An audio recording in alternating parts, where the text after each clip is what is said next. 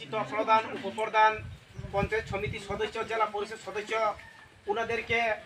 আজ আমাদের এই ভারতীয় জনতার পক্ষ থেকে সবাইকে সংবর্ধনা করা হবে। তাই আমি আজকের এই সংবর্ধনার মধ্যে উপস্থিত হয়েছেন আমাদের শ্রীমতী মৌসুমী দাস মহোদয়কে, ওনারা আসন গ্রহণ করে যেন অনুরোধ করছি। আলোচনা রাখবেন আমাদের ভারতীয় জনতা পার্টির ত্রিপুরা প্রদেশের সম্পাদিকা এবং সিপাহীজলা জেলার প্রভারী মাননীয়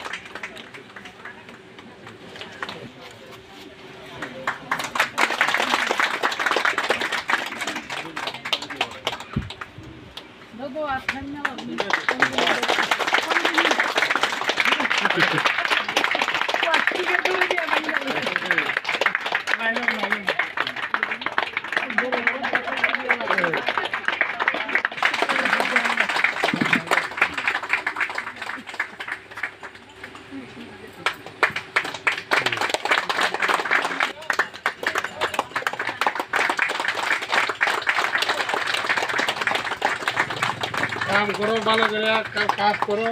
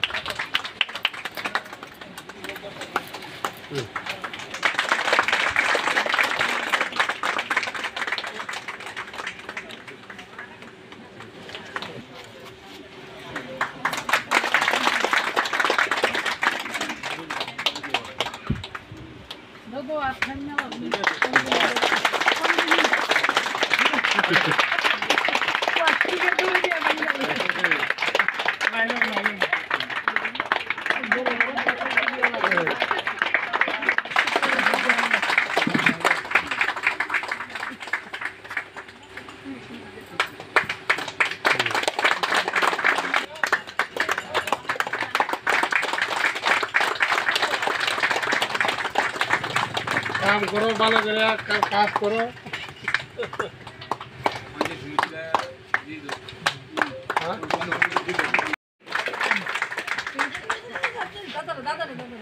मेम्बर আছে তারা দিয়া লাই মেম্বার তো আছে আগর তো টানতে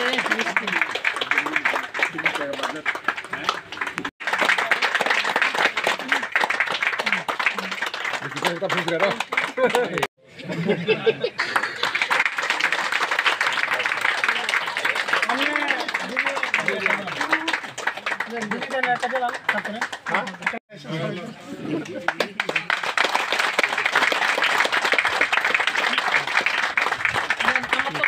চলে আর দিদি দেন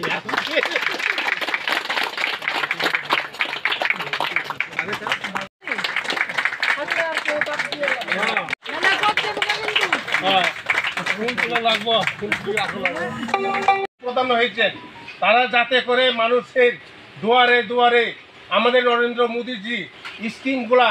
এবং তথা ত্রিপুরা রাজ্য সরকারের নেতৃত্বে বর্তমানে আমার প্রফেসর ডাক্তার মানিক সাহা মাননীয় মুখ্যমন্ত্রী ওনার নেতৃত্বে ডাবল ইঞ্জিন সরকারের নেতৃত্বে বিভিন্ন স্কিম আমাদের মানুষের কাছে পৌঁছে দিতে পারি সেই লক্ষ্যে নিয়ে কাজ করার জন্য আমি প্রধান উপপ্রধানকে আমি আবেদন করব নিবেদন করব যাতে ফলে মানুষের কাছে আপনারা বিভিন্ন স্কিম আমাদের চালু রয়েছেন সেই স্কিমগুলো যাতে পৌঁছে দিতে পারি আপনার প্রধানমন্ত্রী আবাস যোজনা থেকে শুরু করে